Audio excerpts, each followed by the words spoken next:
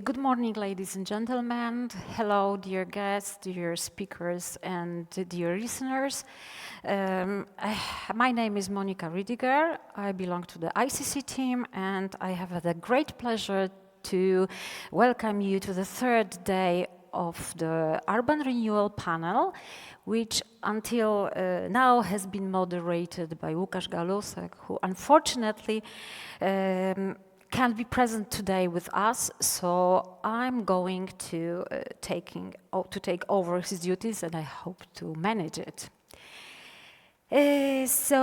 Because we have so limited time, we have to strictly follow the schedule, and our first subject today is heritage conversation in historic cities.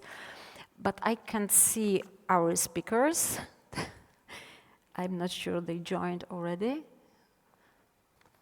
This is both. Hi. Good day. Hello. Khalid, Ibrahim, yes? Yes, Sam. Thanks to joining us. Thank you. Pleasure.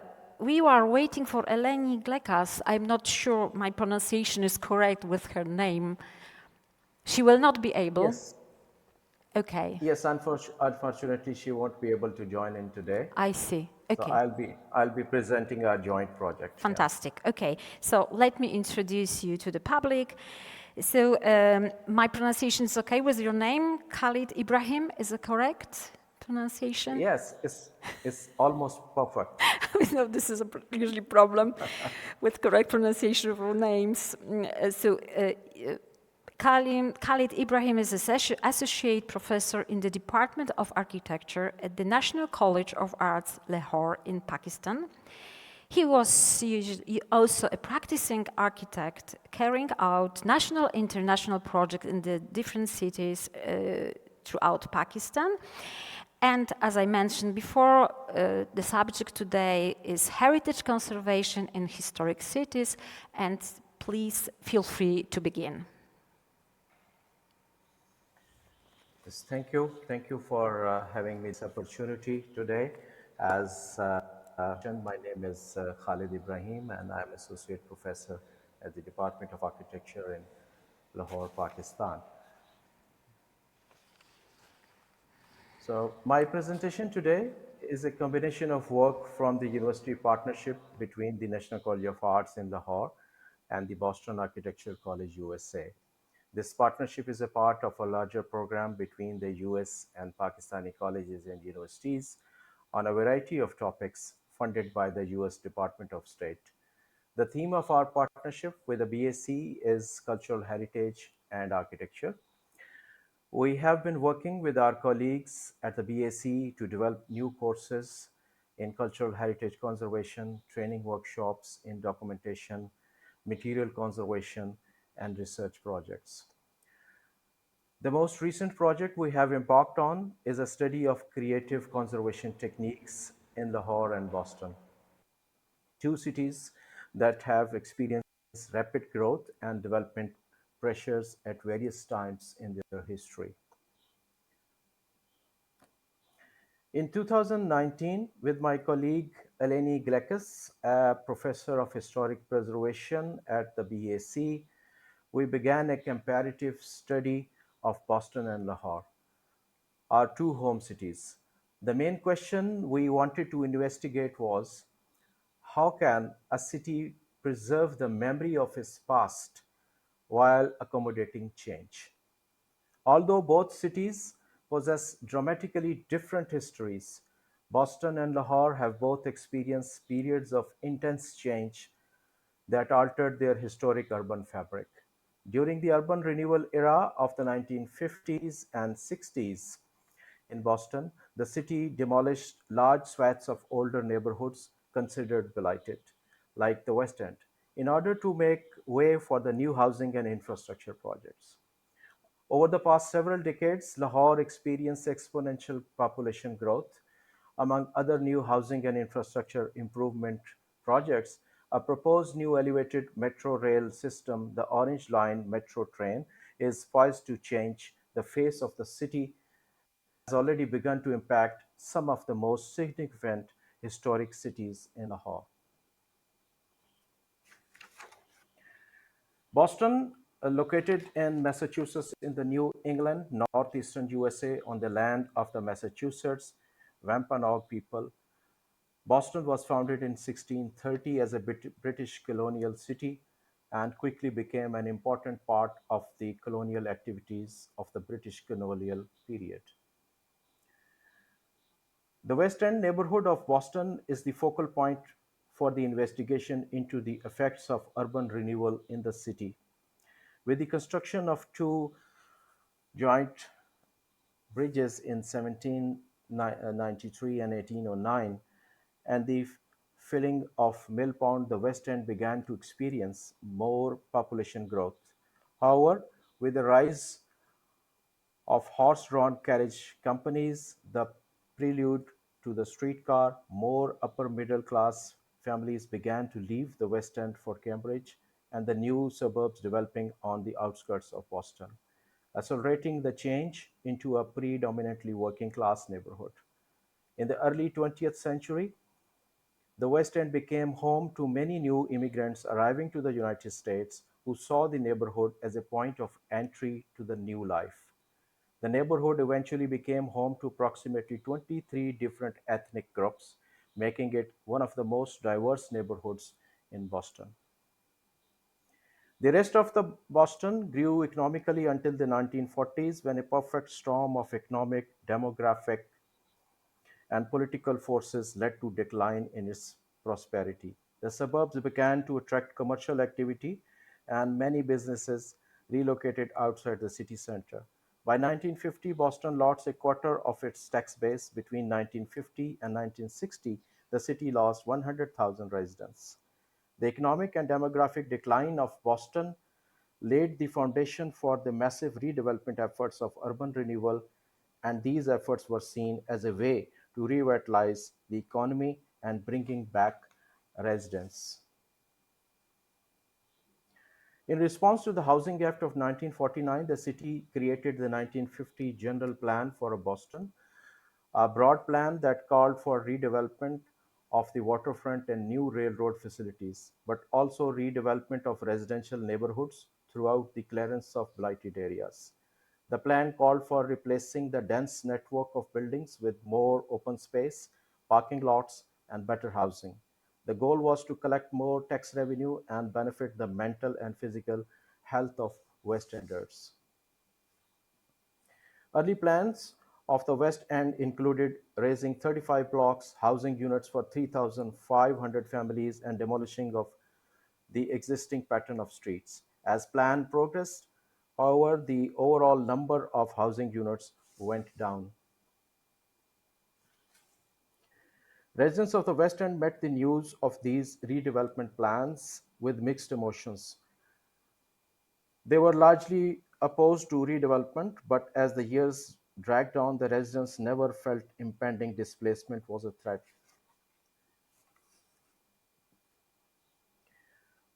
Early on, it became apparent that the supposed benefits of urban renewal did not live up to expectations. The federal government began to shift towards rehabilitation of existing structures in lieu of neighborhood clearance. In 1960, the BRA also adopted a policy of rehabilitation after a series of meetings in the South End and Charlestown, two neighborhoods that were slated for demolition, similar to the West End. By this time, the West End became a warning of the ills of widespread neighborhood and slum clearance, not just the destruction of homes, but the ruthlessness which many residents were treated was the most shocking. After West Enders were displaced from their neighborhood and the demolition was completed, sociologists conducted several interviews with the former residents, and after relocation, many West Enders began to exhibit feelings of grief and loss. Oral histories that have been recorded by the West End Museum since the demolition recall that relatives of displaced residents never felt the same. Some experienced nightmares after seeing the wreckage of their former neighborhood. Today, Lahore is experiencing the same kind of abrupt permanent change that Boston did in the 1960s. Lahore is one of the Pakistan's most densely populated megacities with a population of around 12 million and is located in the province of Punjab, which is the northeast part of the country and borders India. According to the United Nations, over 50% of the world's population lives in urban areas. That number is expected to rise to 66% by 2050, with much of this growth taking place in Asia, in the cities like Lahore. Lahore, Lahore is known as the city of gardens, is believed to be uh, created between 1500 to 2000 years old.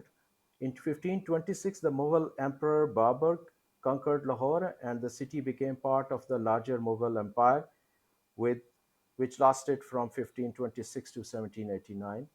Under Emperor Akbar, who made the city his capital, the city and fort was enclosed with a fortification wall with 13 gates that lead in and out the city.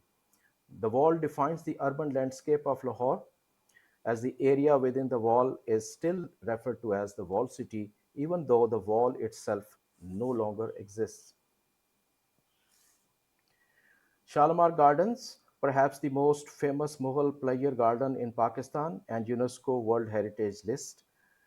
It was built in 1642. Shalimar Garden is comprised of three stepped terraces, complete with extensive water gardens, and is considered a classic example of Mughal landscape architecture. Increased urban density around the garden has interrupted the unobstructed views and seclusion that defined the site, and the encroaching city damaged the hydraulic system and other structural elements. Issues of urbanization ultimately place Shalimar Gardens on UNESCO's World Heritage in Danger list. That's on the left side, you can see in the slide. On the right side of the slide, you see the Chibuji Gateway. It was built in the late 1960s and was originally the entrance to a garden. The gateway and garden experienced demolition with the construction of a rudimentary open sewer and was an open pasture during the British colonial era. The garden itself was eaten up by the growing city as a nearby road was rerouted around it, reducing it to a traffic roundabout, and today is plagued by pollution. During the British During the period of British occupation, there were many changes made to the city that reflected the garden city ideals of town planning of the late 18th and earlier 19th centuries. The fortification wall that surrounded the walled city and Lahore fort was demolished, and a new system of railways, irrigation canals, arterial roads, and government buildings were constructed throughout the city as a way of improving sanitation and living conditions. The infrastructure improvement projects were built directly on the existing fabric of Lahore without much consideration for its existing urban life. In 2013, the governments of China and Pakistan created the China Pakistan Economic Corridor, commonly known as CPAC, with a $62 billion mega project funding, and one of its major projects was Orange Line metro train project across Lahore. The project began with a signed memorandum of understanding between the governments of Pakistan and China in May 2014, and the construction began in October 2015. During this short period, all necessary planning and permits were fulfilled with no findings of negative impacts to the environment or heritage sites. The Orange Line Metro project raises much concern among not just the heritage conservation community in Lahore, but also Lahoris themselves. At least 26 historical and protected monuments will be impacted, and five historic sites are at risk of suffering irreparable damage from vibrations and constructions. The Shalimar and Chuburji are a particular risk for further damage. Lahore's expansion over the years outside the walled city resulted in the steady demolition of almost 80 gardens built during the Mughal period. Much of this demolition is due to urbanization and a lack of coordinated planning to integrate the gardens into the communities that surrounded them. The Orange Line project itself is a clear violation of Pakistan's 1975 antiquity law, as the elevated viaduct structure of the train is passing much less than required 200 feet distance to the monuments. At Shalamar Gardens, the pile foundation of the viaduct are 7 feet away from the historic hydraulic works and pass directly above them and adjacent to the boundary wall.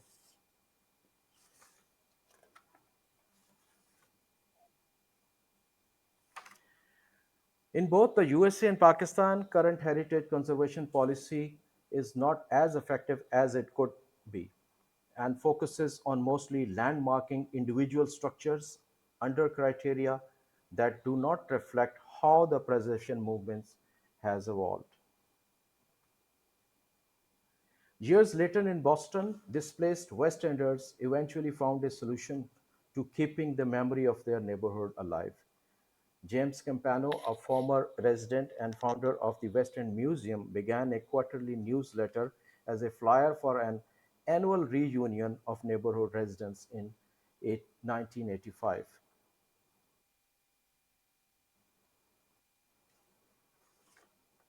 I'm sorry. So in Pakistan, the NCA has developed a heritage documentation studio aimed at teaching students necessary documentation techniques, putting them in an appropriate socio-economic context, with differentiates the studio pedagogically from traditional documentation courses, using CPAC and the Orange Line as the case study for their studio course. NCA plans to document the monuments affected by the Orange Line and will develop relevant data to study its impact on historic monuments long term.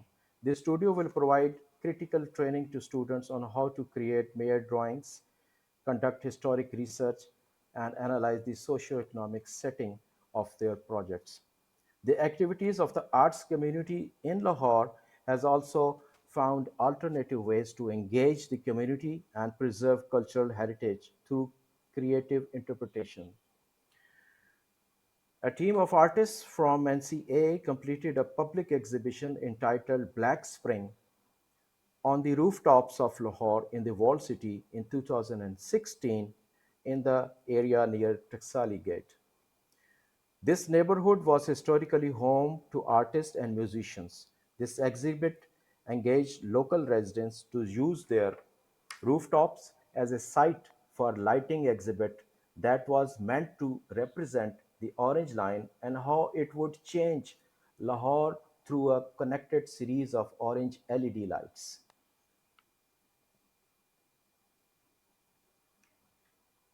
The train has mostly been welcomed by Lahore's residents.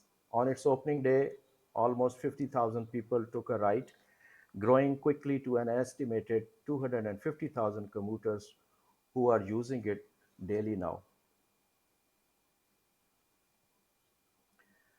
Anarkali Bazaar is also one of the famous urban landscape area in Lahore. Anarkali Bazaar is the oldest existing market in Pakistan. Anarkali Bazaar is in the heart of Lahore, and it is commonly known as Anarkali Bazaar due to a slave girl that was buried by the Mughal Emperor Akbar.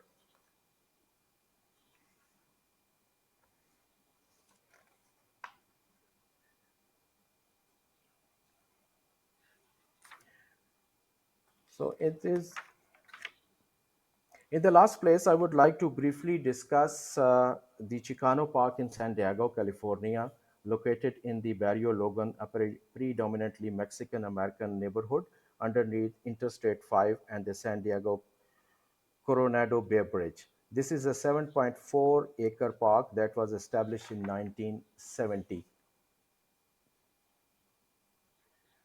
It is not just the murals that make Chicano Park so important, but its history. In 1960, the city of San Diego had introduced more industrial activity to Barrio Logan and also approved the construction of the elevated Interstate 5 and the Coronado Bridge.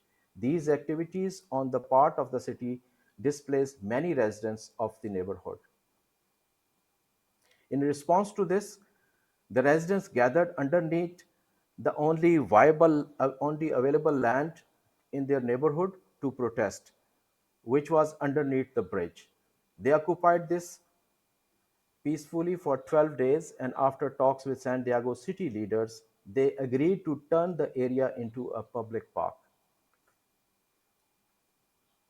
Residents incorporated the pylons and support the bridge and highway into the park's design and recruited local muralists, some of whom were residents that were displaced by the highway construction, to contribute a mural to the newly designated park.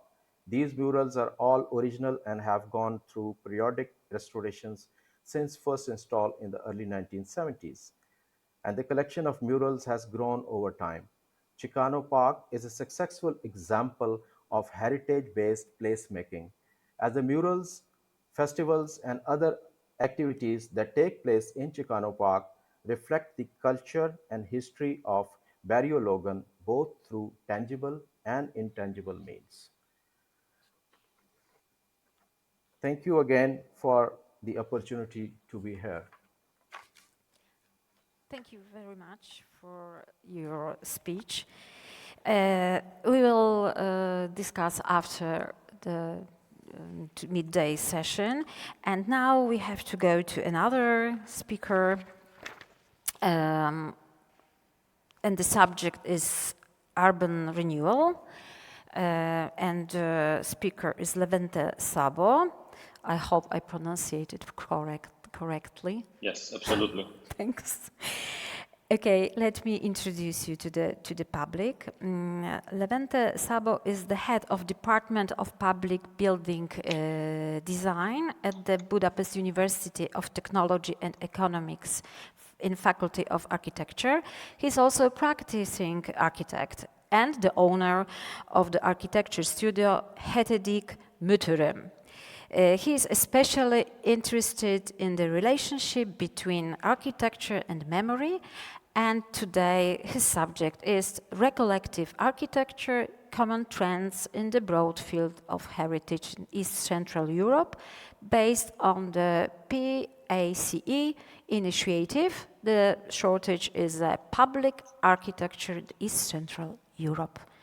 Please feel free to begin. Thank you, dear audience and organizers. Thank you very much for the possibility to be, however, virtually here in order to share my and my colleagues' result of a fresh initiative called PACE, Public Architecture of East Central Europe. One of the three directions of the initiative of my department is focusing on the field of recollective architecture, with collecting the architectural result of the heritage preservation, adaptive reuse, reconstruction, reinterpretation, and memorial projects as well.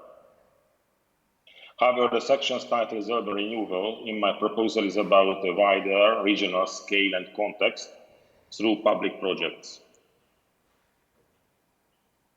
My short presentation tries to draw a line from the background of the initiative through a project's aim until the short consequences after the first 2 years, focusing on the recollective architecture category of it. First of all, let me introduce very briefly myself and my department, concentrating on the part of it which has close relationship with the topic itself. During the last decade, my architectural practice has focused on the very exciting topic of the dichotomy between architecture and memory.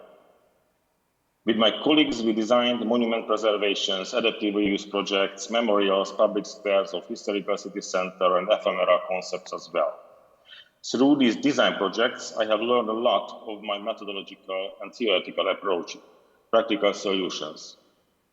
The experiences of these activities are the most powerful base of my activity at my department. The Department of Public Building Design at the Faculty of Architecture of the Budapest University of Technology and Economics through its 75-year-old history, always focused on a very different type of problems of the communal architecture.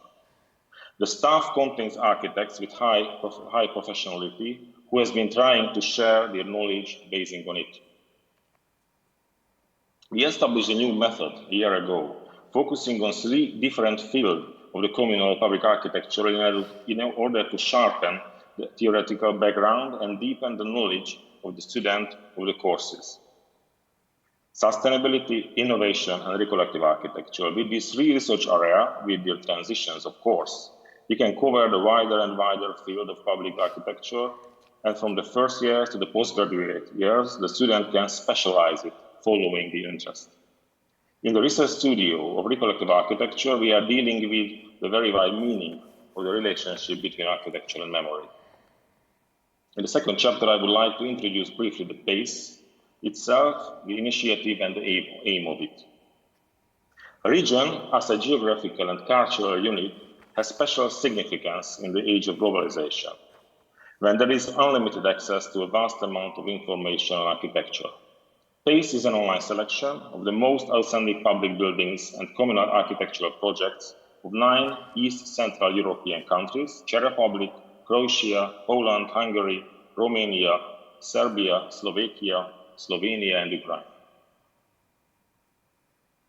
As a direct consequence of the historical development of East Central Europe, we are still influenced by the patterns of the past that define the directions of cultural, including architectural orientation. Proximity, the opportunity to exchange experiences, our shared past and future should all accelerate the flow of information between these countries. Within the scope of the mission, PACE aims to become an institutionalized platform. Therefore, we consider it our priority to discover, understand, and promote a selection of contemporary architectural works from East Central European region. We have very ambitious aims of the PACE. We would like to develop it as a source of high-quality communal architecture from the region, with representing and promoting high-quality public buildings and realized communal architectural projects, a new platform of architectural networking inside and outside the region, and the reference point for architects, architecture students, and the public as well. We have collected until now only completed projects realized in the past years, and our further plans contains, for example, in the future, an architectural prize and conferences and any other activities through the professionals and the architectural students of the region. The second year projects will be announced. Sorry, but I missed the.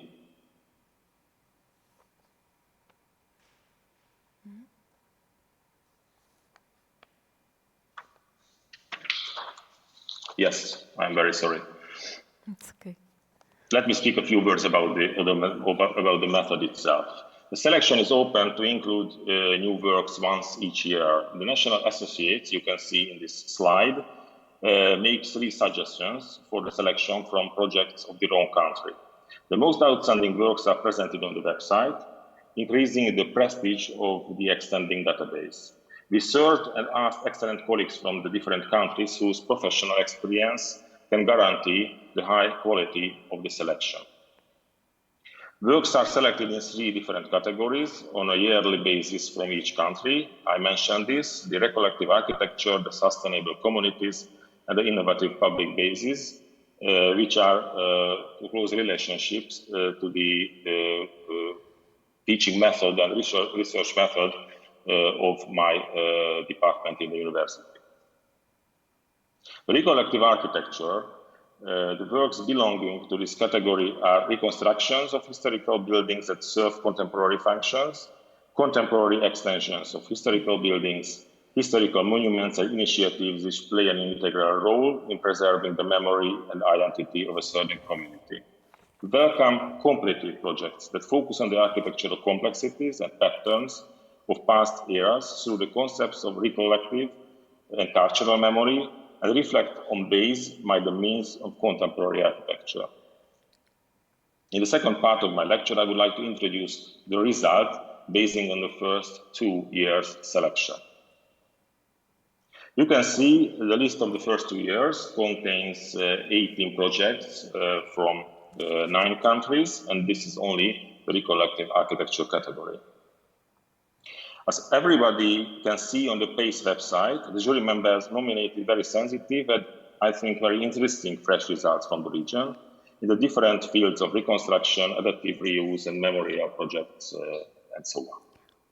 The second year projects, which you can see in this slide, will be announced within the next few weeks, but we can see that the tendencies, the topics are the same as the previous year, but with the simplification coming from the short period of the first 2 years, which are the common tendencies, which seems to be represent the recollective architecture category of the PACE. This is the main question of my lecture. Let me show 3 very clear approaches with 3 examples in order to clarify it. The first and very significant tendency contains the projects which are reflecting on the heritage of the socialist era, however differently. I choose 3 typical projects from Serbia, Slovakia, and Poland. The first is the Museum of Contemporary Art, which has a great importance in Serbian and Yugoslavian architectural modernism. The reconstruction took place during 10 years, including many years without any progress. The final part of the work was completed between 2016 and 2018 with Dejan Todorovic as a lead architect in charge of interior reconstruction and facade restoration. It was designed by the architects Ivanka Respopovic and Ivan Antic, first prize winners at the competition held in 1959 and 1960. The building had been declared a monument in 1987. The almost invisible intervention of Dejan Todorovic reveals a rare but necessary approach in terms of reconstruction, restoration, and conservation of architectural heritage. Its geometric and rational form has been preserved due to the architect's understanding of the building's formal articulation. The beauty of the original architecture was left intact. This other building was a redevelopment project that changed the face and interior of an office building designed in 1970. The original building was left unused for years after a long period of decay. The transformation included the design of a new facade, as well as the inner space and building's main entrance. With this project, the architects have managed to transform the original building into something completely different, increasing its appeal and usefulness, and at the same time respect its location in central Belgrade. And the third is a Zodiac Warsaw pavilion in architecture, which pavilion recaptures a piece of Warsaw's unique modernist character dating back half a century. Modernist architecture thrived in Warsaw after the devastation of the Second World War, but sank into decline in the communist era, then gave way to international style during Poland's tradition. The new Zodiac Pavilion is a revitalization of part of a modernist project from 1968. The old Zodiac, designed by Jan Boguslavski and Bogdan Niewiewski, consisted of a restaurant building plus a one-story pavilion, featuring a rooftop cafe terrace with a reinforced concrete pergola. The overreaching project was to preserve the original character of the building. Shortly summarizing this category, we can see very well-known tendencies: the reconstruction, the transformation, and the metamorphosis as key strategies of the socialist architectural heritage. The second tendency contains the most universal monument reconstruction, but we can identify a very sensitive approach with high quality in the first 2 year selection. I would like to illustrate it with the Slovakian, Romanian, and the Hungarian project. Ljubina's Conservatory of Music and Ballet is one of the oldest music schools in Slovenia, dating back to 1919. The architects undertook several challenges of contextualizing the historical aspects of the surroundings within the building as well. The whole renovation aimed to expand the repertoire of different spaces where musical education can be practiced and performed. This intervention strongly marks a new experience of the ambience, as the building with an external auditorium has acquired a large, open, and airy space that merged with the city itself. The second project is a renovation of a 1920 dwelling in Bucharest. The project is a model for working with the modest heritage due to it was not a protected building.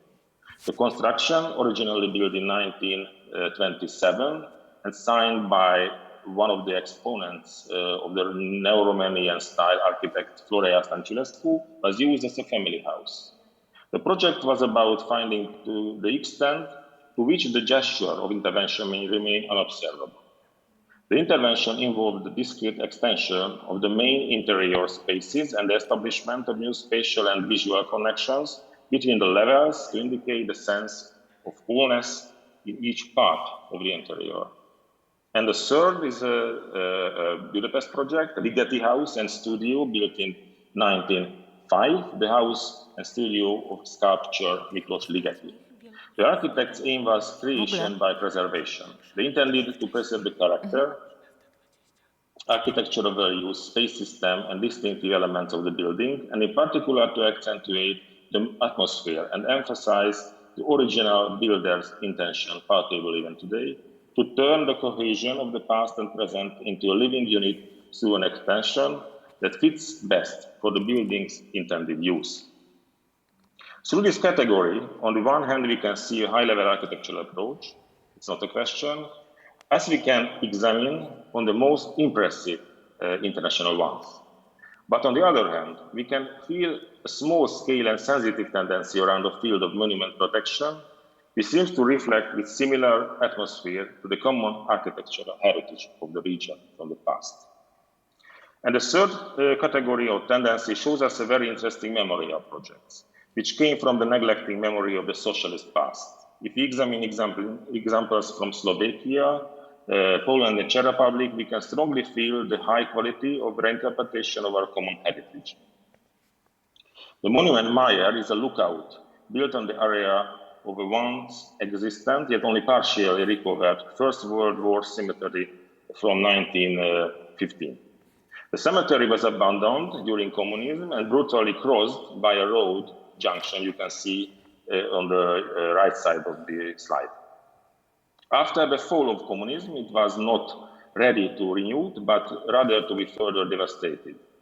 A car showroom was built on the central part, while the rest was left to nature to be gradually covered with trees and shrubs. The architects applied a free interpretation to the concept of the monument and took an initiative approach towards the project. The monument is a lookout, a chapel, a wall, a tombstone, a background, a reverend place, a banner, and an information area at the same time.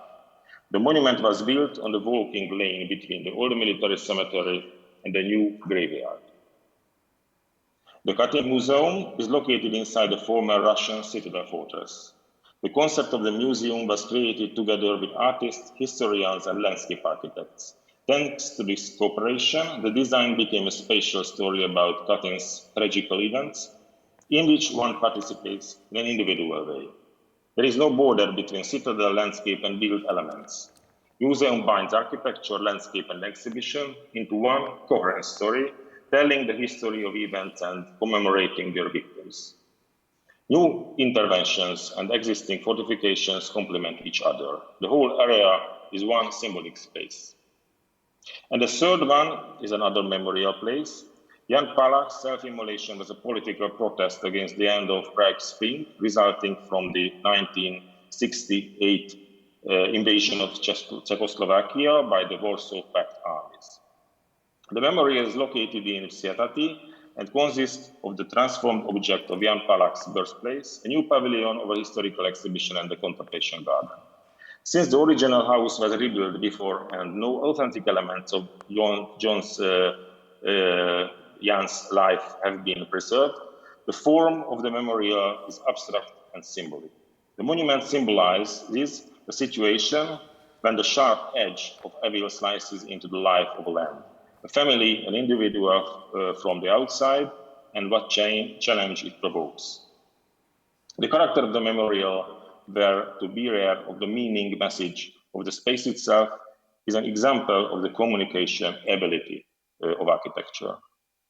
And finally, the third category, maybe the most interesting for myself, contains the projects which are reflecting the traumatic past, reinterpreting the imprints of the eras of oppressions, and promising something which is dynamic, sensitive, basing on the tradition of the memorial projects of Europe, especially Germany after the Second World War.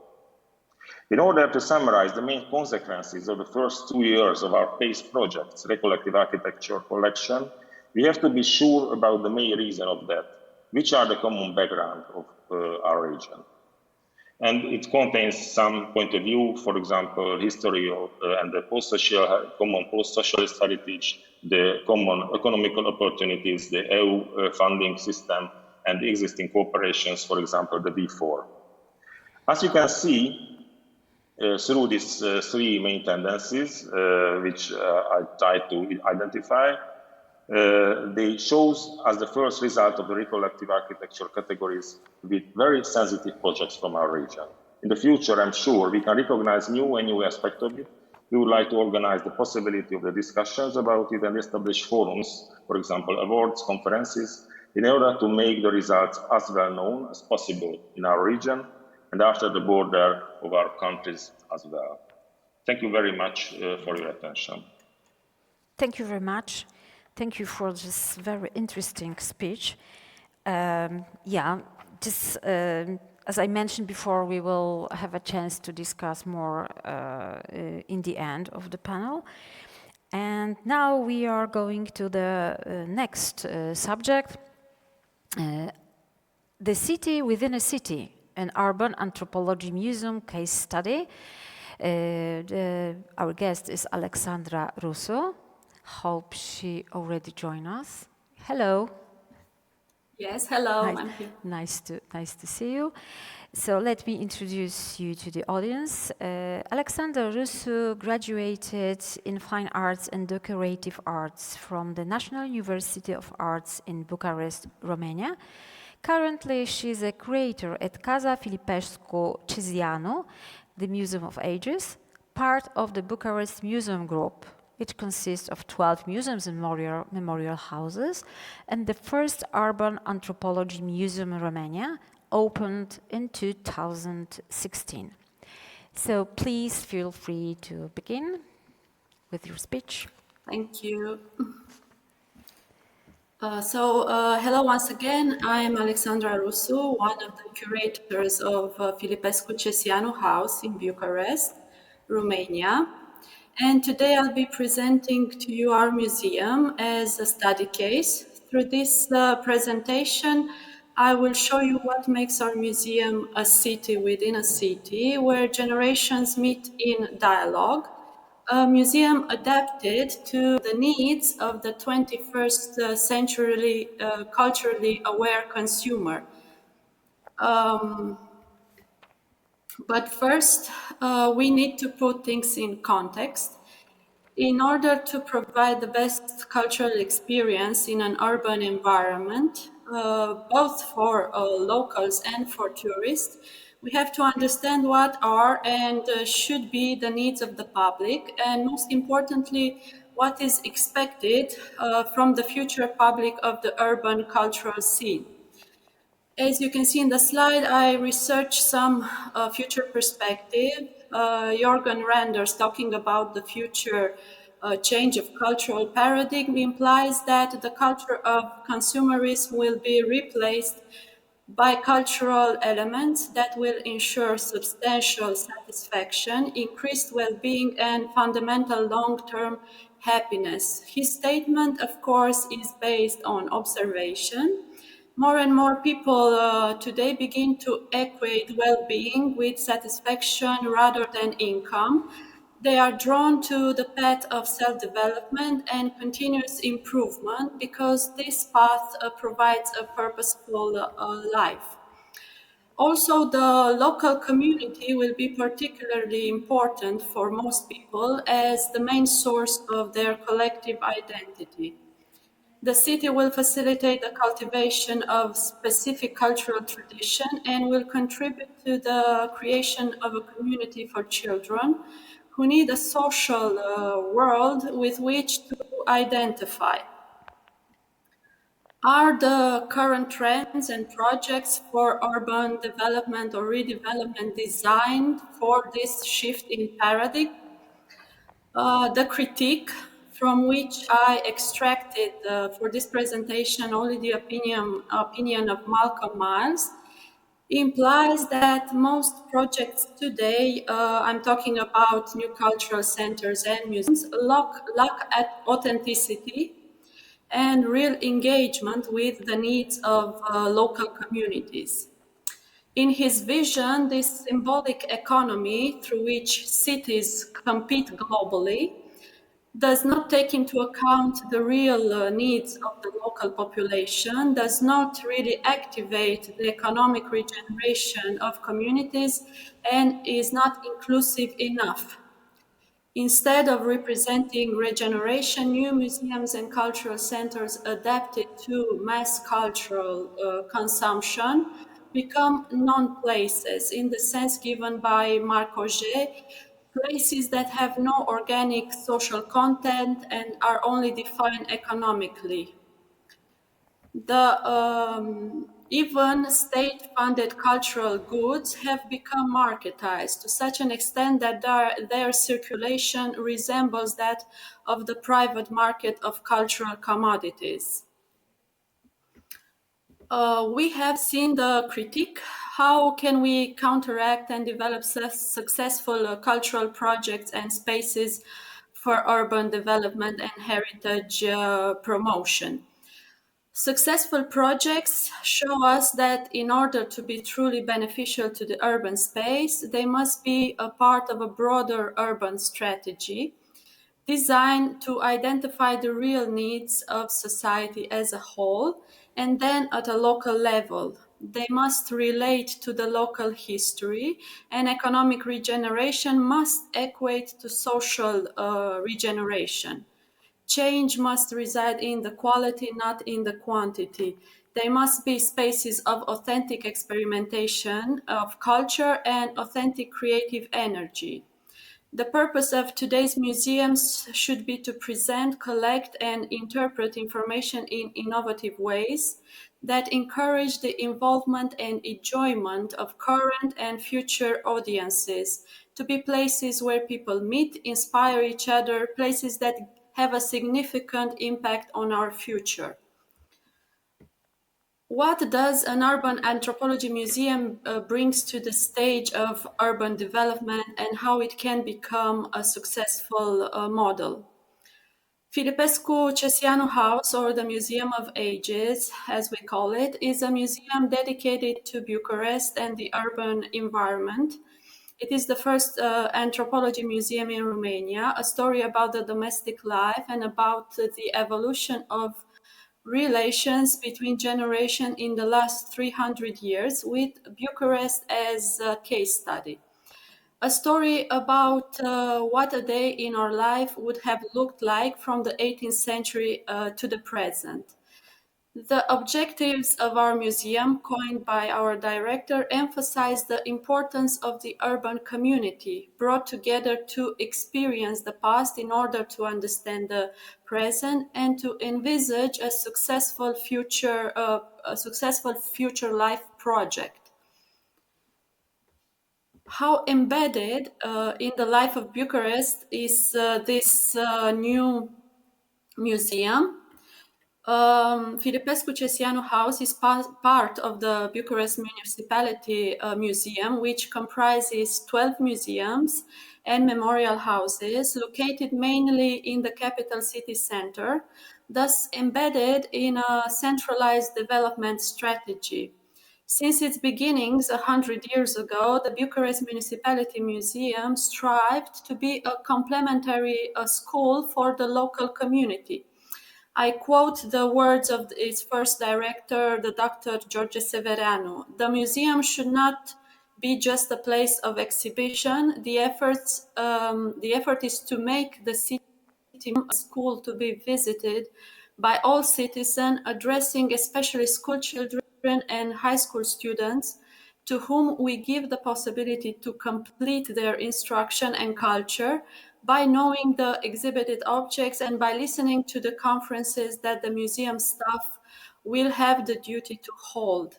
This gives citizens the opportunity to admire the beauty, to know the history of the city, to learn about many of the events that took place here, from the first human settlements in Bucharest to the consolidation of the nation.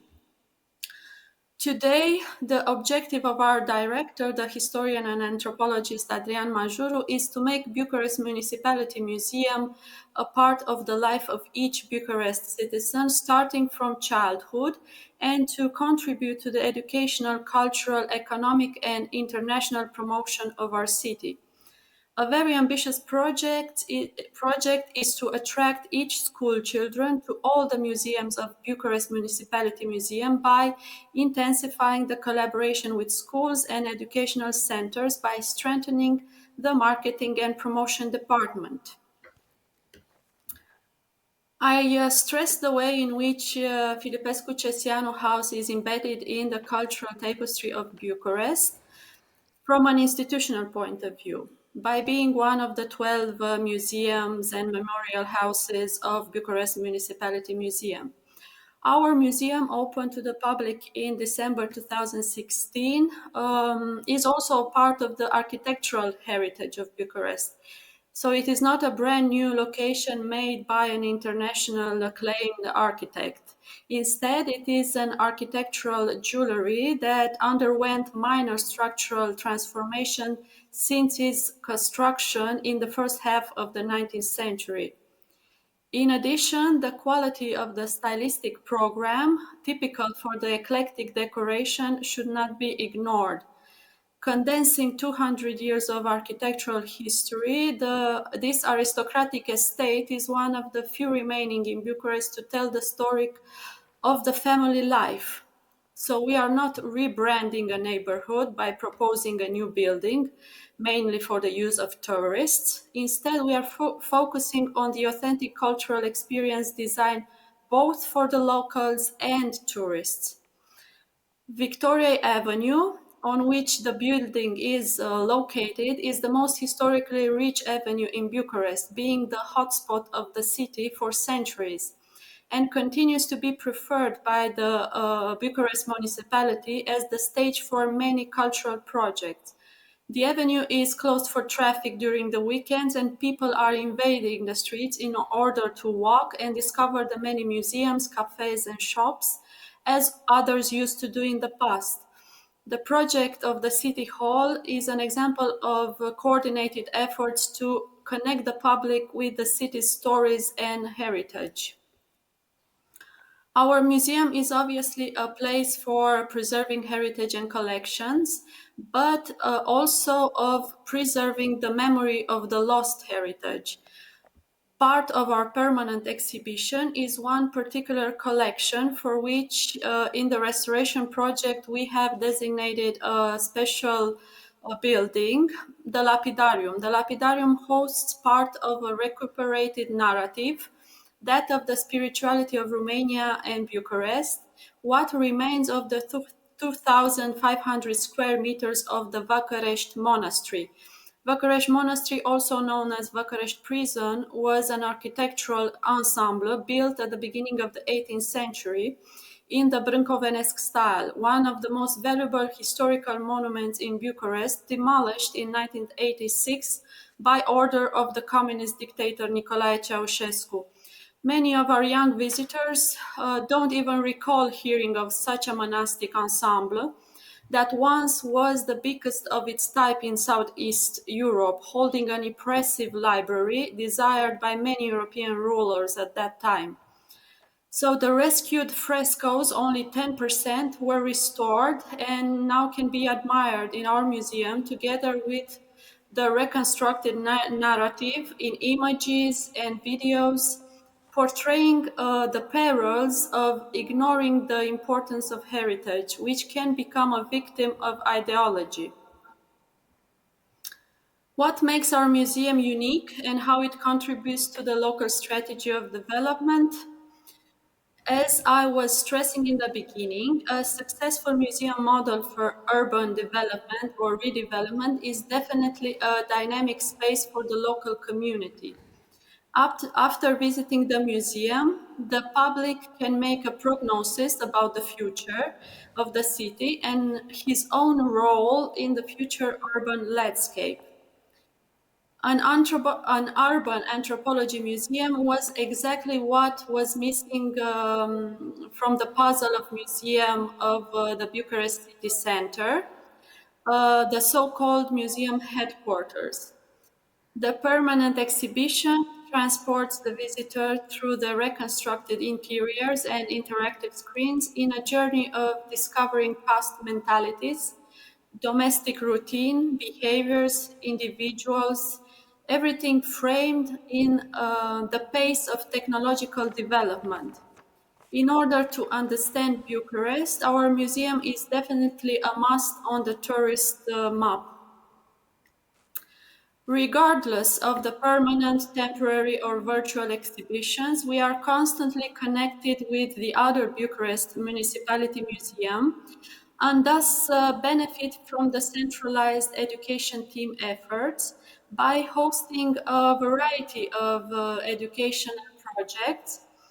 In these projects, the museum is usually partnered with local associations and interdisciplinary teams, promoting inclusiveness and openness to the public.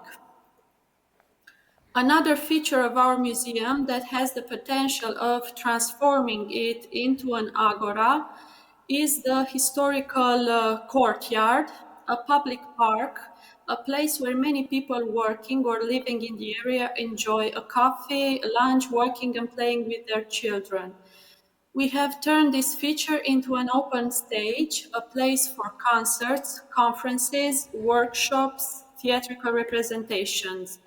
The museum is thus a catalyst for an ever increasing number of locals for whom it becomes an important landmark of the city, a space of leisure, culture, interaction with their heritage.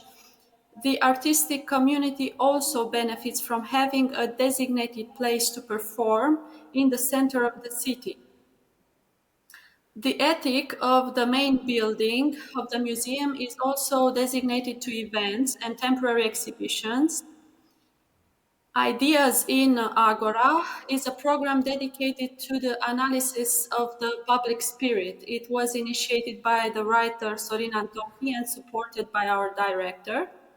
The meetings have different formats: dialogues, conferences, colloquia, seminars, public debates, proposing a dialogue between currents, movements, personalities, ideologies in consensus, tension, or conflict.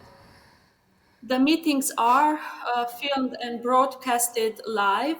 Public intellectuals, academics, politicians, and businessmen, students also, the entire public are thus trying to understand together the world in which we live in the only way possible, by critically discussing ideas.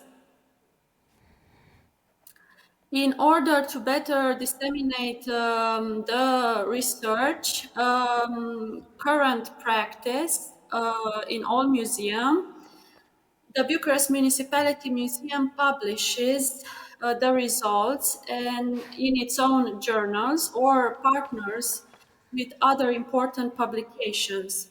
Unlike other museums, shops, ours is almost 100% dedicated to the books and journals written by Bucharest Municipality Museum staff, curators, and collaborators. As everyone, as all museums, we also had pandemic challenges and had to adapt. The pandemic showed us not to underestimate the power of the local public. Between March and May 2020, Bucharest Municipality Museum transferred its activity online. The entire specialized staff mobilizing immediately after the decision to close the museums for the public. Thus, the public had access to information about the history of Romania and Bucharest, the important heritage of our museums, knowledge about art history, archaeology, or restoration.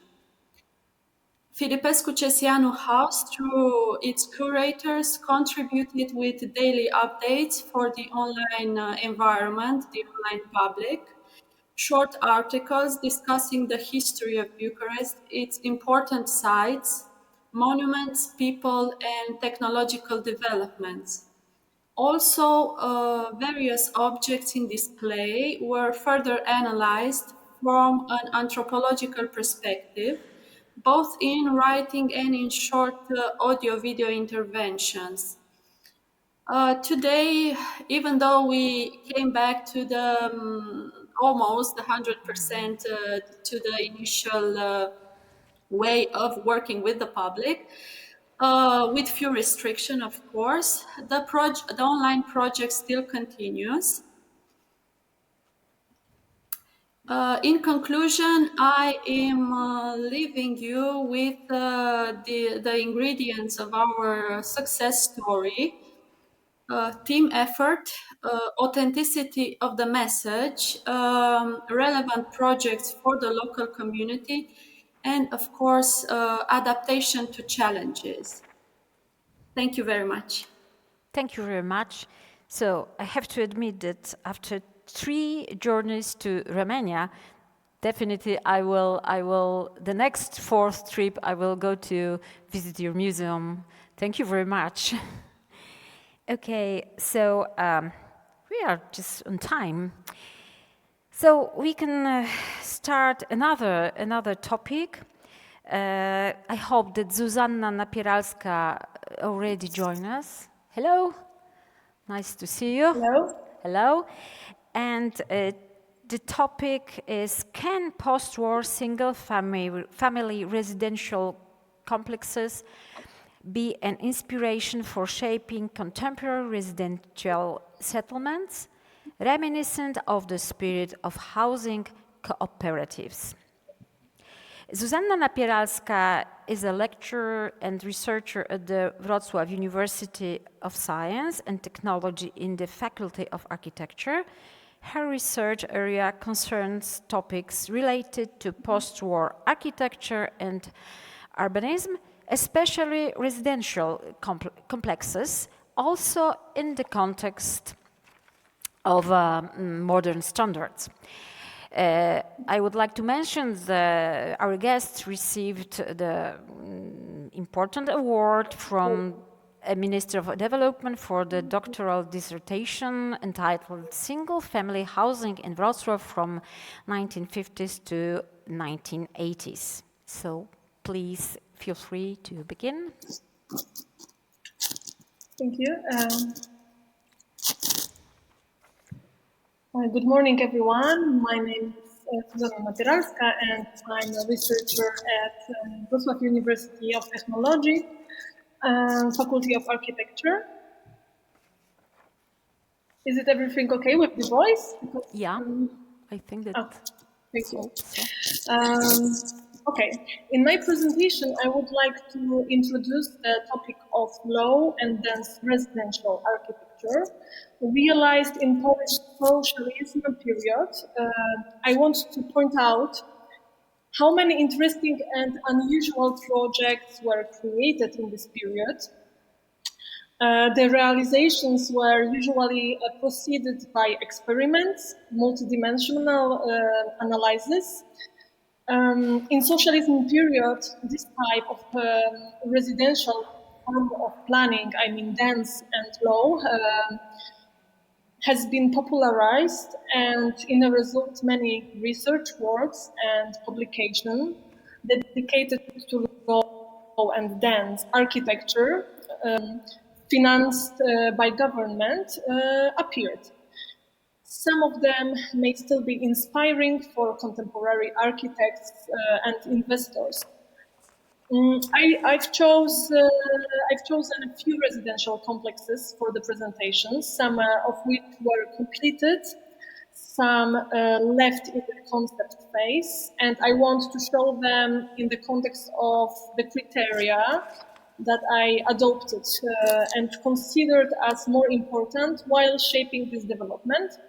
The criteria were also indicated by the designers themselves. But first of all,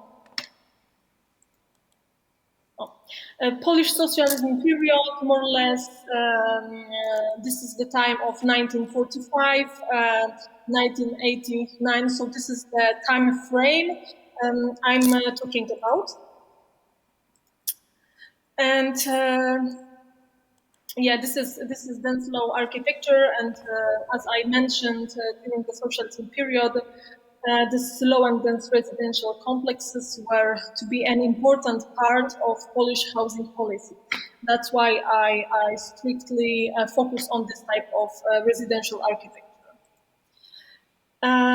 The criteria are the scale, social relations, economy and organizations of investment, and experiment and research. First, I would like to present some urban project according to the scale criteria. The scale of the housing complex seems to be one of the most important aspects of our perception of architecture, comfort of living, and psychological well-being.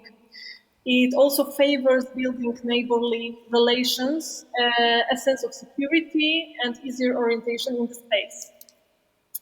So the first example I've chosen for today is a Lahore settlement. This project was the result of work on a cheap and functional single-family home initiated by Polish Architects Association, a competition in 1972. The competition concept of a single-family residential with complex was created by architects from Wrocław, Leszek Konarzewski and Andrzej Poniewierka. They won the first prize, but the complex has not been realized. The co-author of this project, Leszek Konarzewski, realized the design of single-family buildings referring to this urban layout and form of the competition buildings, but with different constructional system.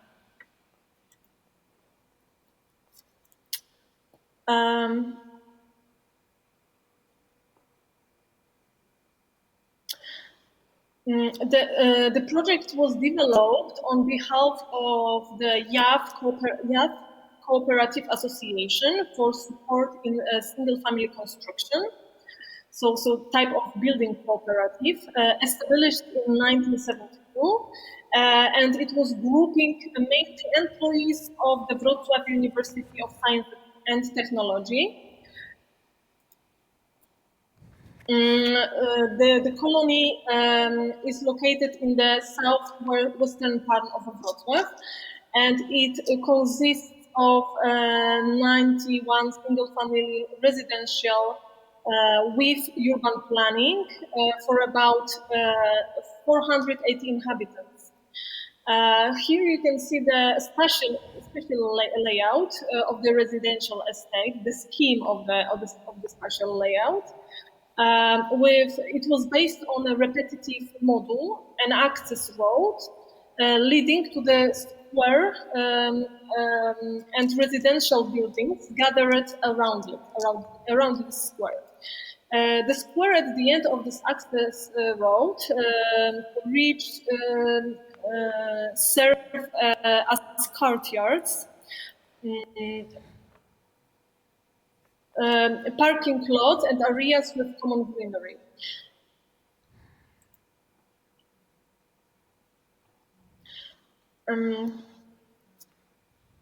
The plan of a colony of Weave House was created on a geometric grid, this geometric grid of 24 per 24 meters field dimension. And the whole grid of divisions and modules creates a geometric patterns resembling a weave of fabric. hence the name of the type of this residential with urban planning. And in Polish, it is Dywanowa zabudowa, translating to English carpet urban planning, let's say, or fabric urban planning.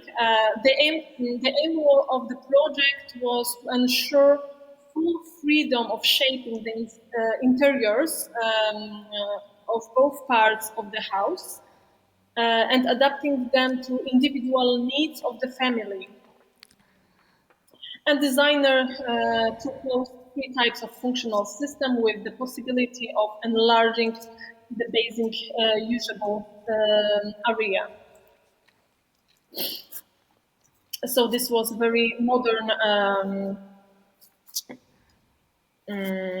way of thinking, let's say, in the socialism time period.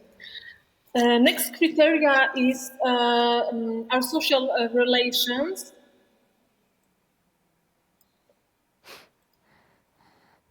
And here, according to those social relations, I presented 6 scopes of socialization of housing estates, indicated by Hanna Adamczewska-Wejhert, Polish architect and researcher from this socialist period. These scopes are for the residential complexes, facilities for residents, organization of local services infrastructure, creating groups of helping families, social activity of group of people for a larger community, leaders, animators, social activists, arrangement of common areas such as playgrounds, relaxing spaces, residential areas for sports and recreations, and community participation in the process of designing a housing complex. I have underlined this one, and I want to focus on this one because participation of residents in the process of creating of building complex is something that is now extremely rare phenomenon. In the era of developers who has possessed the design space, imposing their needs on architects and not necessarily taking into account the comfort of life of future residents. Putting above all the economic and financial aspects of investments. During the socialist period, the participation of residents in the construction of their future housing complex was actually much more frequent. It was not necessarily a will, but more often a necessity, actually. Most of the things in the construction process were done by yourself, let's say. There was no general contractor. The inhabitants themselves had to obtain materials for the construction, deal with the official matters, and so on. However, it favored neighborly ties, for sure. One of the interesting examples as a process of realization was the case with the experimental colony of atrial houses for employees of the Warsaw University of Technology. Its main designer was Donat Kutkowski, architect, and the patronage over the construction was assumed by the Department of Urban Design of the Faculty of Architecture in Warsaw University of Technology. Construction of atrial houses began in 1969. The urban layout of the complex was forced by trapezoidal shape of the plot.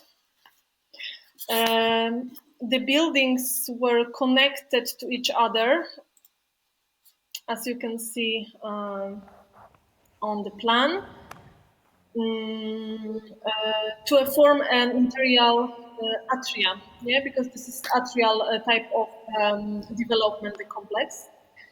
The exterior walls of the houses and interiors of the atrium were made of brick painted white. And this material, this brick material, was an element which plastically connected all the segments. Arrangement of the atriums, number and size of windows, openings, etc., were designed individually. However, this did not affect to the fact that the colony of atrial houses formed a coherent whole.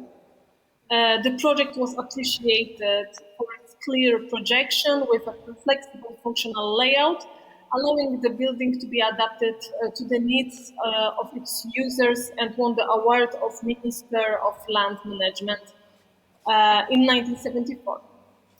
And because of the fact that the colony of these houses was raised as an experimental work, actually, of Faculty of Architecture workers, researchers, they had to take part in a process of designing, construction, and were directly involved in all the investment processes.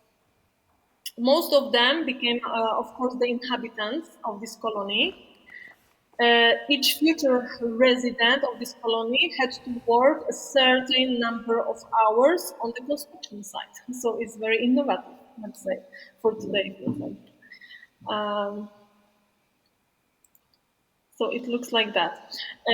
Another one example is also interesting one. And it's according to a bigger project, because in the 70s of 20th century, as part of a research work carried out at Polish universities, a model of housing solutions were developed using new materials and technologies, as well as norms and standards. For example, apartments for disabled. Today is something that is standard, but in the past, 50 years ago, it wasn't a standard yet. And those new buildings were to increase the technical and economic efficiency of construction, while improving the usability of apartments. In the part of multifamily housing, the program assumed creation of conditions for the construction of around 7,300,000 apartments. So a huge number. And it was supposed to test the ground with 4 complexes of multi-family houses.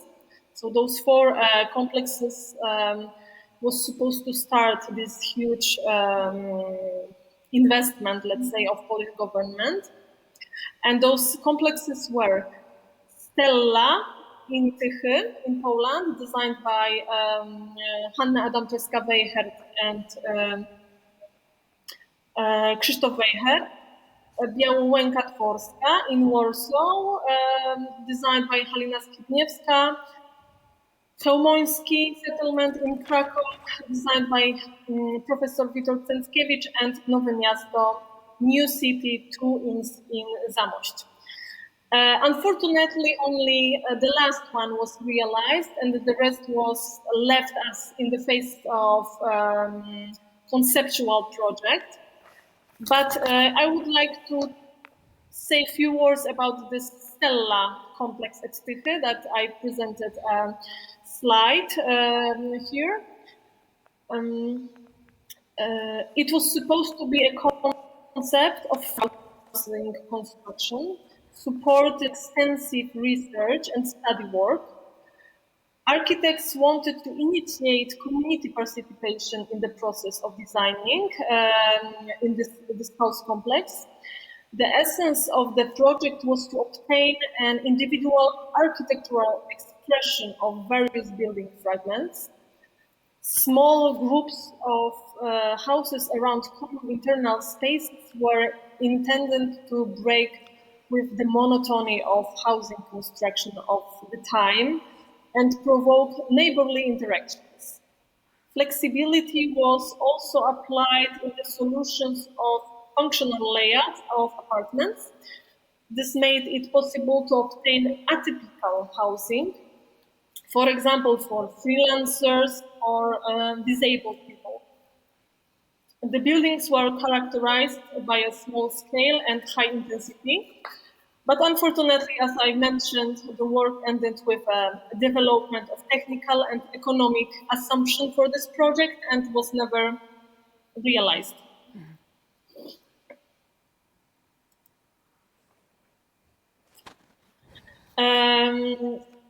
Next criterion is economy and organization of investment. That is very, of course, important part of the investment process. And here I presented why this type of urban shaping, residential shaping, dense and low, was chosen as the main type of architecture during the socialist period. And it was the possibility of obtaining a better investment plot under the construction of the complex. The erection of the entire development complex allows for better material management and greater possibilities of obtaining materials with better prices, let's say. Because, of course, during this period, we know that building materials were something that was always lack of, and possessing the materials was always easier, not for individual investments, but for the house complexes or multifamily houses. Comprehensive maintenance of the infrastructure network, such as gas, water, sewages, electricity,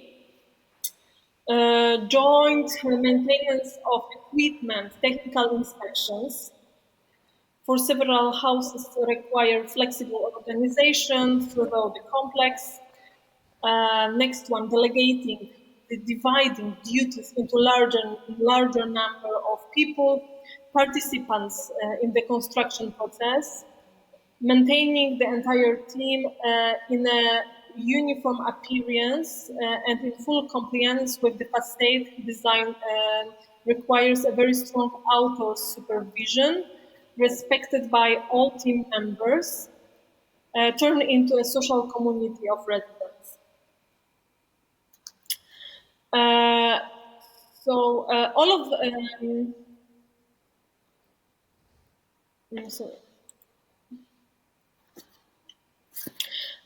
the next criteria, the last one, criteria is experiment and research task.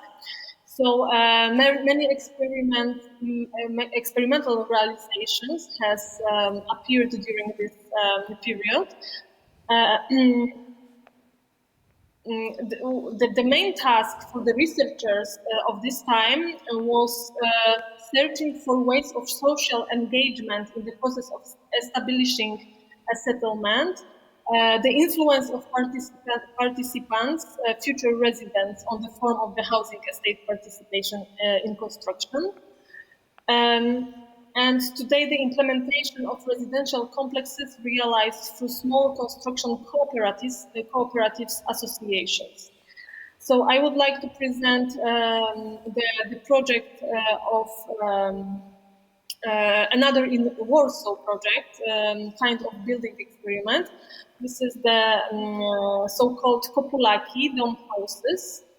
The complex of houses with a characteristic dome-shaped design.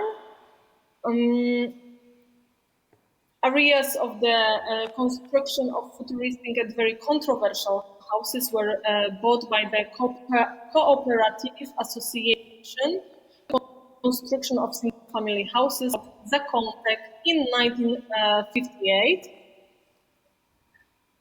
Initially, the estate was supposed to house more than 70 families, but due to the increasing cost of construction and lack of materials, of course, only 10 of the houses were built.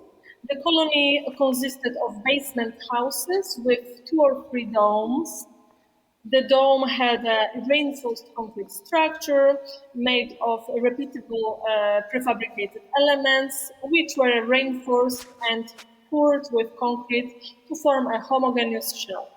For the construction of the housing estate, a special company was set up, which was dissolved after the construction of the building in the raw state. Then the residents finished the building on their own. And the last example is Upper Silesia, which has been an important industrial center in Poland, intensively developed its residential infrastructure during the People's Republic of Poland, socialism time. Apart from the so-called economic multifamily buildings erected for factory and mine workers, low-intensive single-family housing complexes were also built, most often in the economic system by their future residents. And here I present the project of Andrzej Grzybowski, architect. This is the concept of cheap, intensive single-family housing for employees of metrorail production plant in Zabrze Helenka. The conceptual design was created in 1975 and assumed the construction of buildings in the economic system. The single-family development complex consisted of 14 semi-detached buildings, 21 terraced houses, and 42 atrial terraced houses. The terraced atrial houses were without basement, with internal atrium, with the possibility of further expansion. So it was flexible and elastic to reconstruct them. The building could be extended as needed into the plot by adding new rooms and bathrooms with the use of light from the internal atrium. Thanks to its simple construction, the use of lightweight ceiling and stairs, it could be realized to a large extent by future residents. And to sum up a little bit, I would like to say that today only around 25 up to 80% of the inhabitants, depending on the level of knowledge and education, it can be involved in a partner discussion on the aesthetics of the settlement house complex they live in. And it is necessary to realize the weakness of the mechanism that is served this discussion today. The task for now is the process of shaping a conscious society that will, in some time, more actively influence the shape of the buildings in which they live. This is a long-term process, education at school, press, education programs, etc.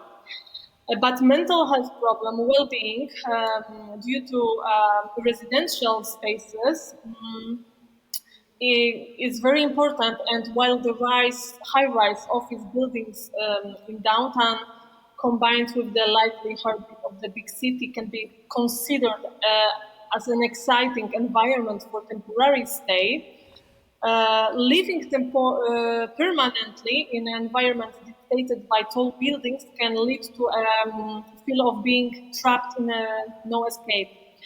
The tendency not to build houses exceeding tree height can be considered a warning sign for the way the housing environment is shaped. So that's why I think that those researchers from the socialism period, residential architecture might be also a very current subject for architects for today, for investors. Thank you very much. Thank you very much for your speech and presentation. And the last one today is the subject, Fortified Landscapes of Central Eastern Europe as Shared Heritage of Value for Cultural Tourism. And our guest is Środulska-Wielgus. Hello, nice to meet you. And let me present you to the audience. Środulska-Wielgus is a member of Department of Landscape Architecture at the Faculty of Architecture of the Krakow University of Technology. And he's also the member of the Military Architecture Commission of Polish National Committee of ICOMOS. And his main field of interest is post-military and post-industrial areas and their preservation and adaptation for contemporary purposes. So could you please start your presentation?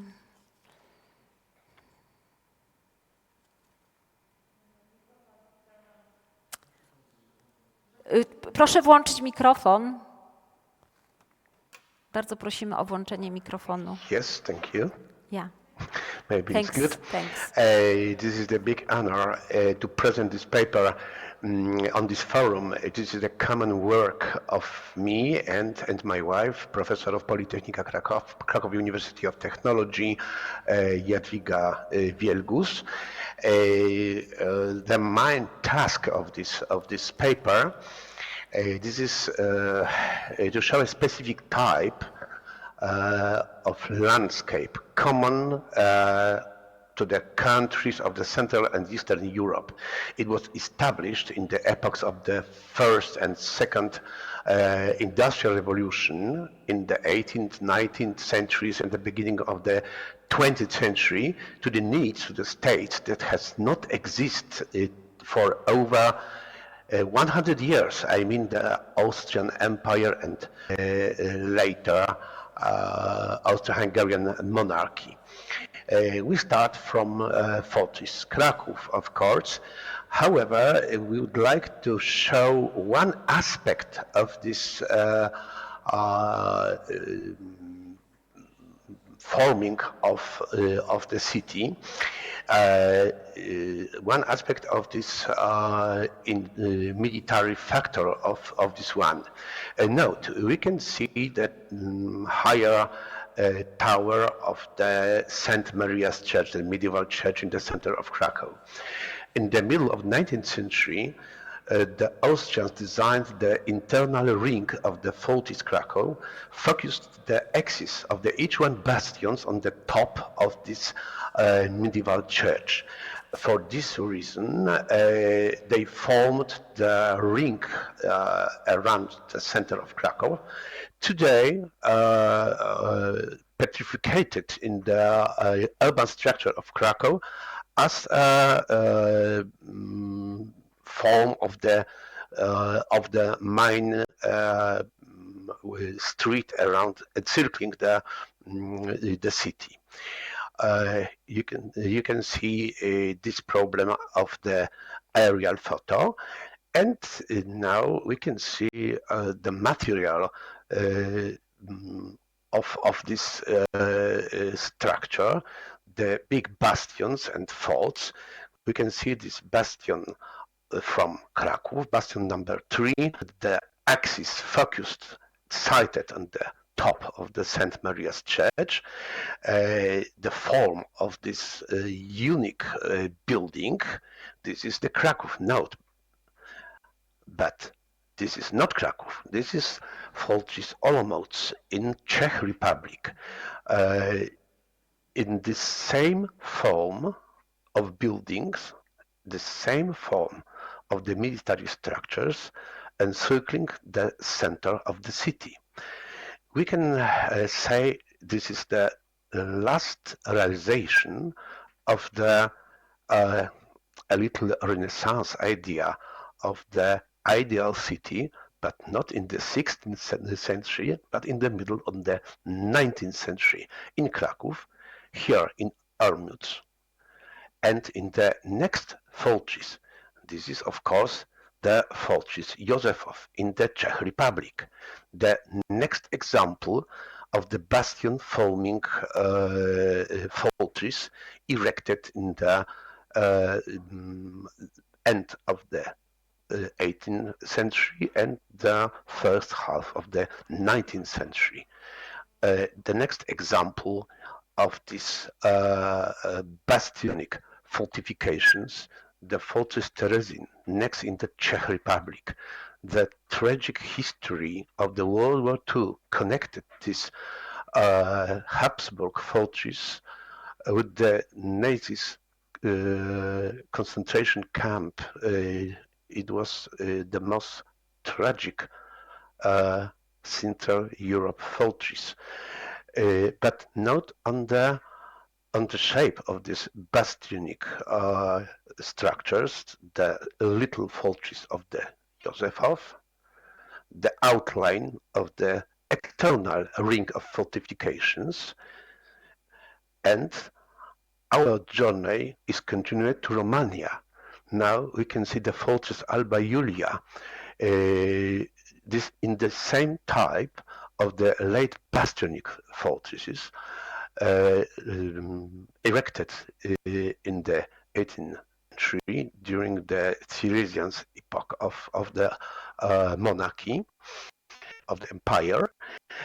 Today, very good restored due to big effort of the Romanian local state, local government, and with the support of the European funds. And next fortress of this type, we can see the fortress Petrovaradin in Serbia over the Danube bank. Really, the giant complex consists of three centers with the small ideal city inside. In this fortress, 2 years ago, was organized a very interesting European international conference, Fortresses of Tomorrow. This is very important because this is really the root of the two-day presentation and this paper. In the conclusions of this conference was formed the main way to the common activity of the post-military towns, cities in the Central and Eastern Europe, in the Northern Italy too, for the common promotion of the touristic and historical values of these post-Habsburgian fortresses.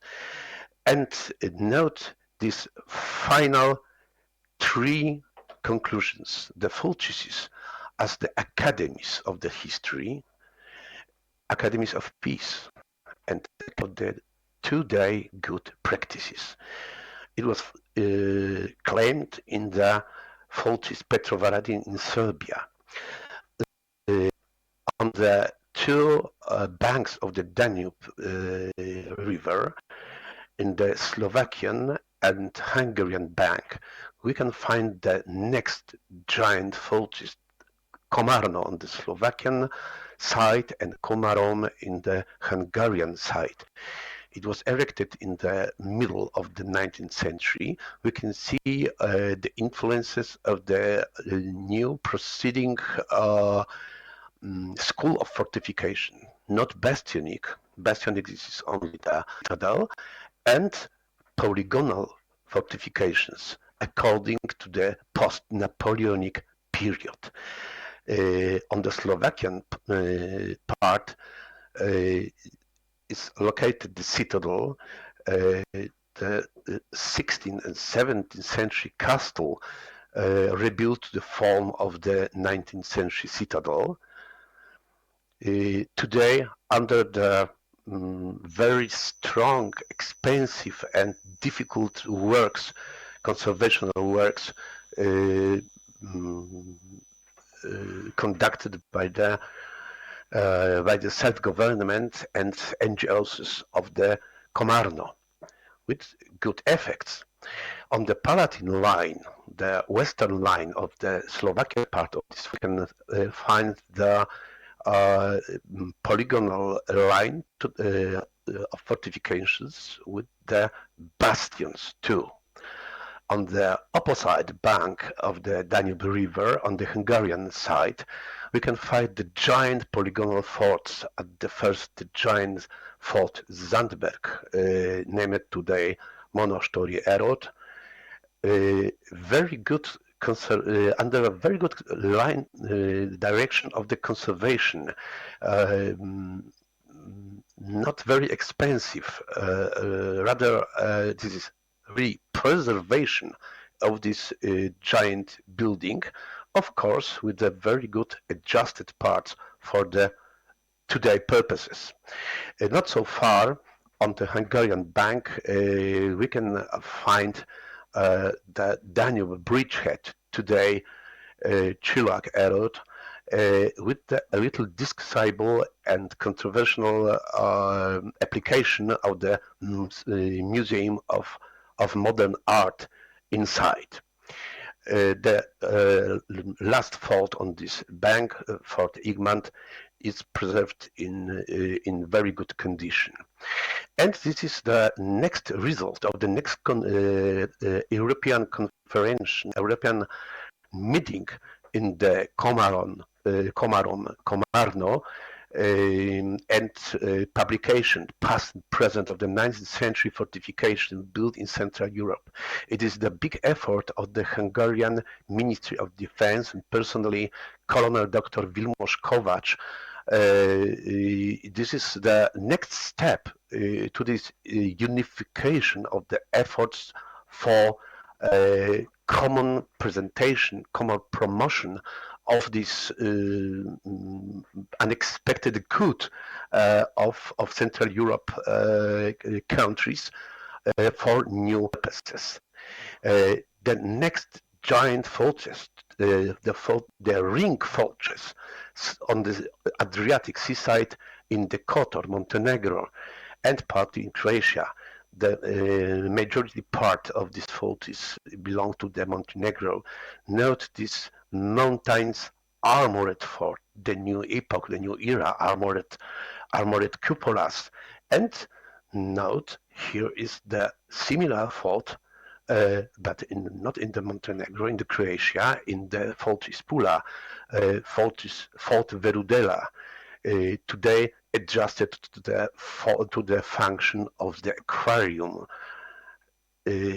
Note this new era elements, the armored cupola molded in the German factory Grusonwerke in the Magdeburg, mounted in this giant fort.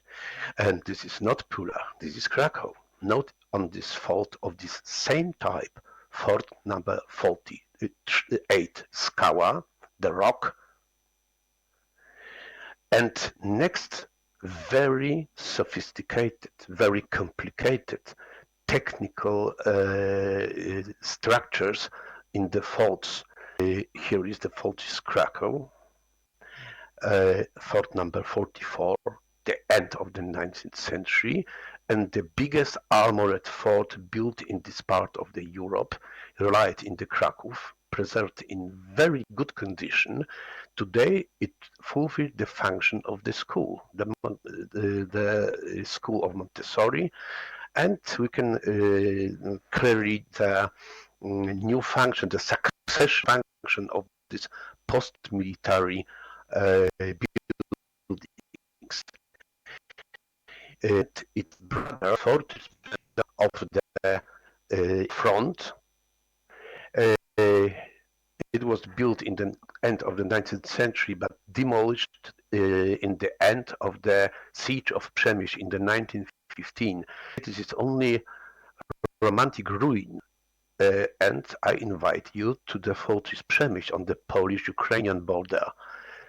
The big structure, the third fortress, ring fortress in the former Hungarian monarchy, the first one, it was Kraków, the second Pula, and the third, but probably the best known, the Fortress Przemyśl. It succeeded to prepare the tourist access to this ruined fort due to the effort of the communities of the Fortis Przemyśl, of the former Fortis Przemyśl. Today, self-governments of 9 villages and city of Przemyśl, this union of the Fortis communities reached to the European funds and finished successfully this program in the 2016. I'm sorry, I have a problems to the change my my slides. Help me, please, if it's if it's possible. I couldn't to change. Is the problem with changing? Can we help? Yes, maybe I'd like to present the other elements of this presentation. We can find the next structures of this same types in the Ukraine, in Lvov, in northern Italy, especially in the Trentino province. Of course, in Croatia, the biggest complex, this is the Fortis Pula. I must to remind the big activity Juraj Dobryla University at Pula. This is the one of the main scientific centers, and due to the big effort of the Professor Natasha Uroszewicz and Krystyna Africz-Rakitovac, it succeeded to publish the first multi-authors monography about cultural tourism in the Central European fortresses. Now, in May of 2021, the kind of the international colloquium, the international workshops on this subject. Finally, the big activity of the Slovenians and Italy's, northern Italy's communes, I mean the Gorizia and Nova Gorica in Italy, Nova Gorica in Slovenia, it succeeded to prepare the very humanitarian, beautiful idea of the path of walks, the traces of the tragic First World War battles from the Alps to the Adriatic Sea. Today, this is very good prepared for the educational purposes and for the tourist purposes, tourist trail. Okay, and some views, thank you and very much, from Przemyśl, the forties of the ruins, and effects of this EU funds program, the tracing of the joint tourists trail around the external and internal rings of the fortress. Note this, not restoration, this is preparing of the access and protect of these ruins according to the principles of the John Ruskin, the preservation of the giant battles. This is this program of Przemyśl. A result of this, in the December 10th, 2018, the President of Republic of Poland decided to enlist of these whole ring fortress on the list of the Polish monuments of the history. Fortress Pula mentioned it, and this very good publication from the Juraj Dobryla University. Note the Pula's circular fort from the middle of the 19th century, the same type of this fort in Krakow and in Lviv and in Italy. This is this unity of forms of this heritage. We can see the next giant armored forts on the Adriatic seaside in Pula, located in the Briun Island in the Briuni National Park in the Istria Peninsula, and once again Fort Verudela and this brilliant adaptation as a aquarium. And information of this last colloquium and workshops organized under the supervision of the efforts of the Forte Cultura organization by a university in Pula. Fortunate in Trentino in Italy, and very fine, adjusted for the today purposes, former Austrian fort, Francesfte, today on the Italian territory, very good prepared for the today cultural functions. Mentioned work of peace in the Slovenia and partly in the northern Italy. This is the giant exhibition of the tragic phase of World War I in the Alps and in the Socha Valley. Note this very interesting problem. The first aviation basis, Fortress Elfid in Krakow, in Mostar. It was did very good by the Austrian historian and archaeologist Dr. Gottfried Holzschuh in the scientific materials of the Mostar University and Austrian journal Palash. Note this typical Austro-Hungarian hangars in Mostar and in Krakow. It succeeded to restore it due to the common effort of the Polish Ministry of Defense and the Social Committee of Restoration of Monuments of Krakow. And finally, Fortress Krakow, the giant structure over 104 military structures, 1,087 hectares greenery. This is the next aspect of the value, ecological value of the fortresses. The Austrian used the trees, the bushes as the camouflage of the military structure.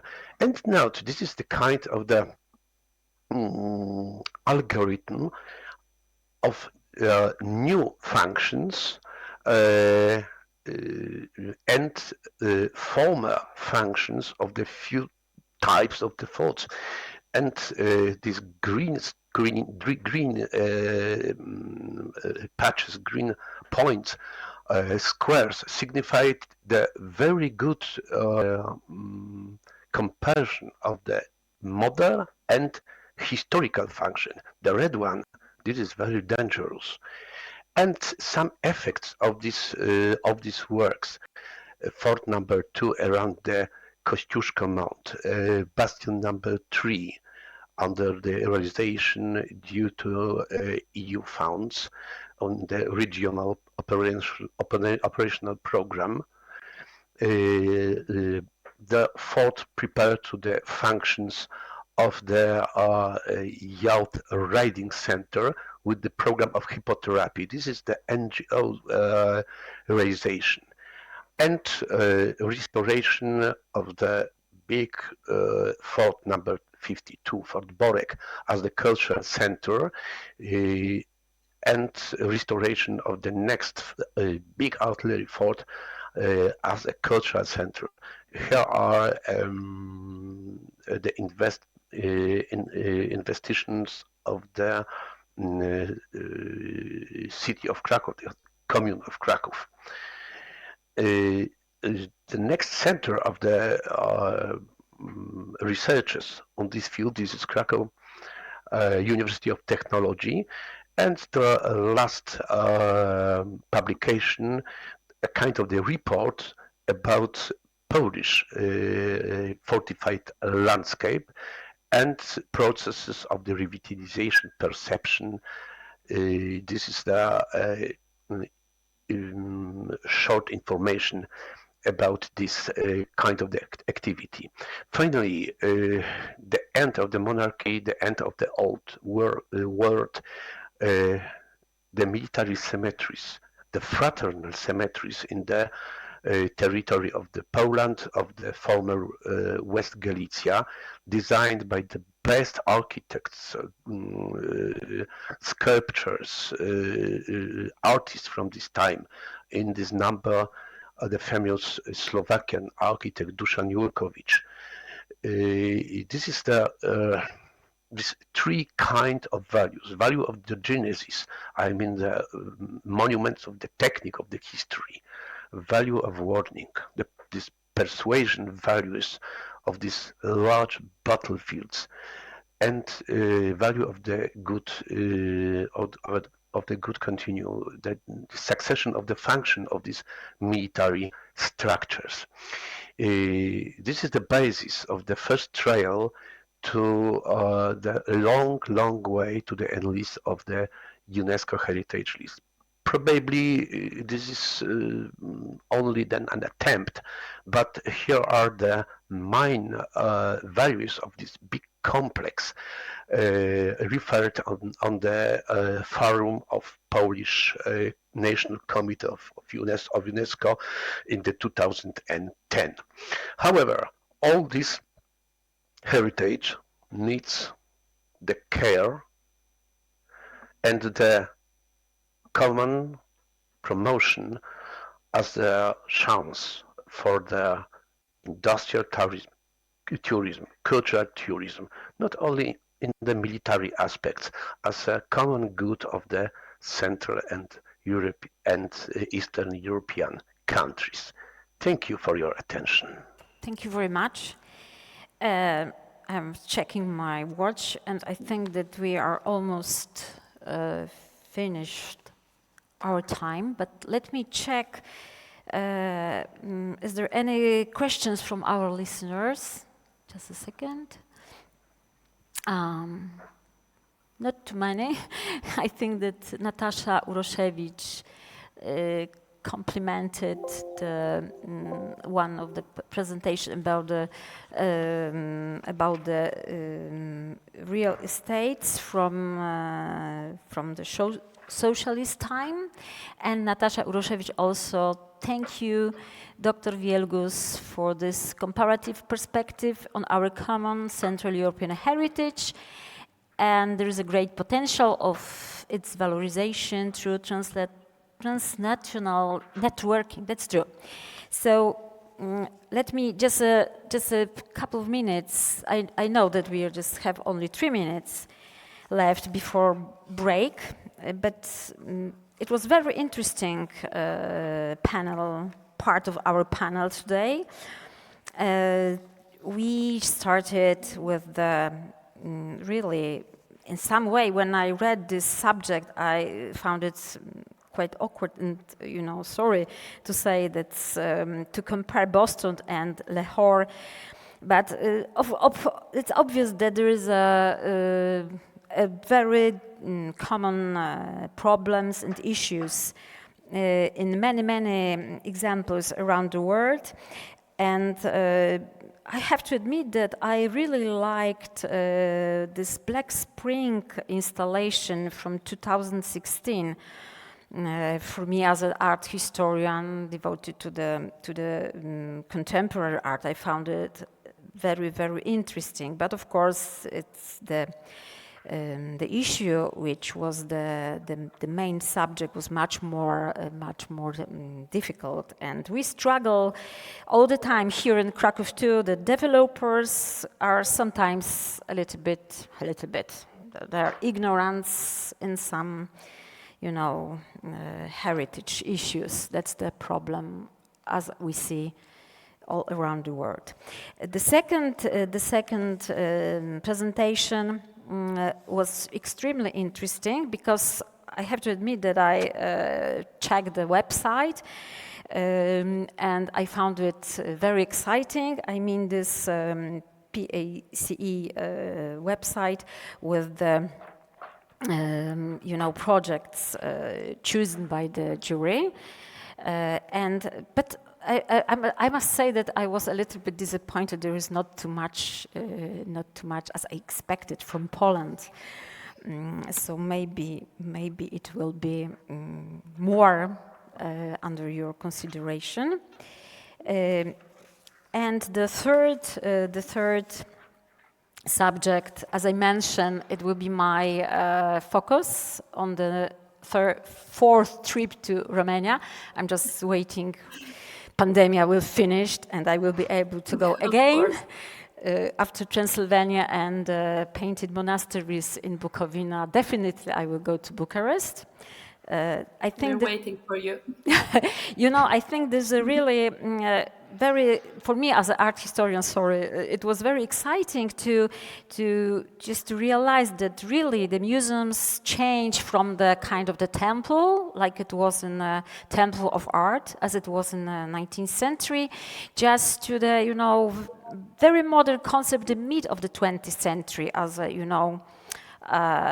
modern place for a lot of activities. But the last approach is very interesting because it really should be the participation of local citizens. I think that pandemia show us this very strongly, that of course the tourists are very important, but we can't ignore local people to educate them, to let them know their own heritage. As usual, is a problem, for locals to know what is around, very close. Okay. And the fourth speech presentation was extremely interesting. I have to admit that, of course, this is such a common justification. Oh, this is from communist time, for social time, socialist time. Must be ugly, but as we see, it really works. It's a really experimental architecture. So for me, it's fantastic. That's what such a potential that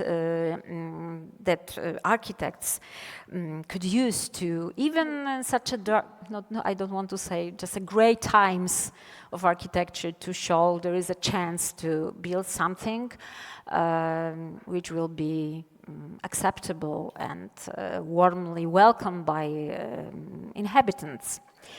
And the last, for me, as a woman which was born in Przemyśl, I really was fascinating listening to you.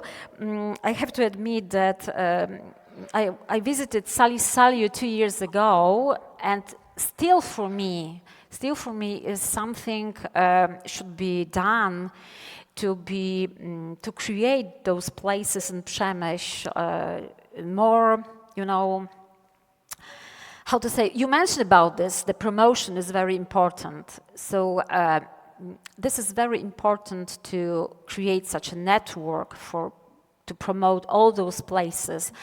I had chance only to visit Alba Iulia and of course Olomouc, and I have to admit that Alba Iulia, I was quite impressed how they did it. I didn't like the hot weather there, I have to admit. But I think that this is very important, really, the common promotion for tourists, because this is really a lots of tourists, people, which are really very much interested in such a subject, and they are really organized their journeys just to see only these spots. So I have a question, maybe dear guests, dear speakers, you would like to ask each other about your speeches. So that will be quite interesting if you have any comments to each other. Feel free. No, nothing to comment. My comments were very quick. I'm so sorry. But of course, we can discuss and after the second panel too, because now we have in schedule is a break. So if you really maybe 2 minutes to think about no more additional questions between you. So I have to check. We are very much looking forward to continue our cooperation. Natalia Uroszewicz just put the statement on our chat. Thank you very much. So if there is no more issues, so thank you very much for your participations. Thank you very much for joining us in the midday session. And now is a break. So we will see. I would like to invite you to continue. We will see in a break 1 hour and half, 3:30. So please join us again.